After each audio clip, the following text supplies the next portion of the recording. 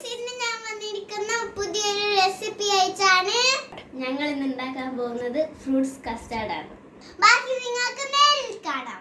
ഇതിനാവശ്യമായ പാല്, custard powder, vanilla flavour ആണ് ഞങ്ങൾ എടുത്തത്. നമുക്ക് ഇതിനാവശ്യമായ ഫ്രൂട്ട്സ് പൈനാപ്പിൾ, ഗ്രേപ്പ്, പപ്പായ,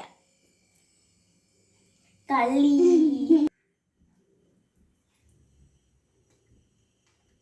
നല്ല ടേസ്റ്റ്.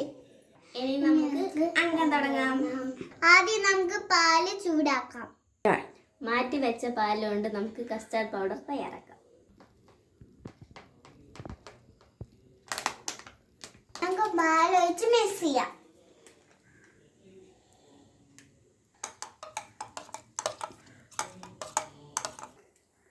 നമ്മളെ പാല് തിളക്കുന്നുണ്ട്. അപ്പൊ നമുക്ക് പഞ്ചസാര ഇട്ട് കൊടുക്കാം.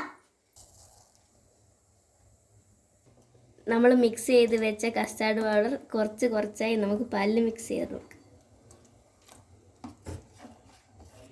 നമ്മുടെ പാല് ടൈറ്റായി വരുന്നുണ്ട്. അപ്പം നമ്മുടെ കസ്റ്റാർഡ് ഫ്രൂട്ട്സ് റെഡിയായി. ഇനി നമുക്ക് തണിഞ്ഞിട്ട് പാത്രത്തിലോട്ട് സെർവ് ചെയ്യാം. അപ്പം നമുക്കിത് കഴിച്ച് നോക്കാം.